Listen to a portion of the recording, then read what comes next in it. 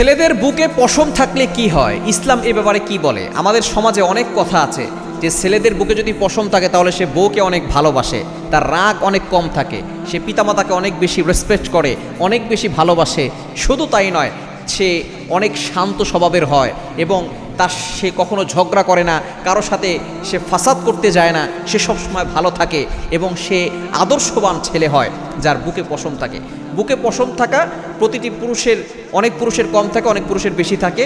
তবে নবীজি সাল্লাল্লাহু আলাইহি সাল্লামের বুকেও কিন্তু পশম ছিল। তবে বুকে পশম থাকায় সে ভালো লক্ষণ, বিষয়টা এমন নয়। অনেকেই এটা মনে করে যে বুকে পশম থাকলে ছেলেটা খুব ভালো হয়, এটা হচ্ছে কুসংস্কার। এখান থেকে আমাদেরকে দূরে সরে আসতে হবে।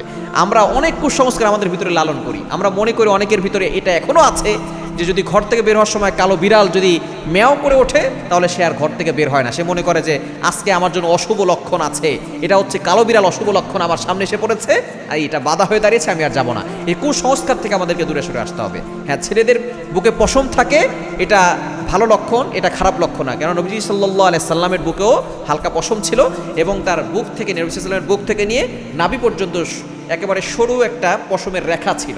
সুতরাং এটা থাকা ভালো। তবে এটার দ্বারা এটা বোঝা যায় না যে আপনি অনেক ভালো হবেন, কেননা ইসলাম এমন একটা বিষয় যে কুসংস্কার থেকে ইসলাম সকলকে দূরে থাকতে বলেছেন এবং ভালো হবে তখন যখন আপনি আল্লাহর ইবাদত করবেন, নবীজি সাল্লাল্লাহু আলাইহি সাল্লামের তরিকা অনুযায়ী চলবেন। নবী সাল্লাল্লাহু আলাইহি সাল্লাম যেভাবে বলেছেন সেভাবে যদি আপনি চলতে পারেন তাহলেই আপনি আদর্শ মানুষ হিসেবে পরিগণিত হবেন। কারণ আল্লাহ পাক রব্বুল আলামিন নিজে বলে দিয়েছেন যে ইন্না আক্রামাকুম ইনদাল্লাহি আতকাকুম, আল্লাহর কাছে সম্মানিত হচ্ছে ওই ব্যক্তি যার অন্তরে আল্লাহর ভয় আছে।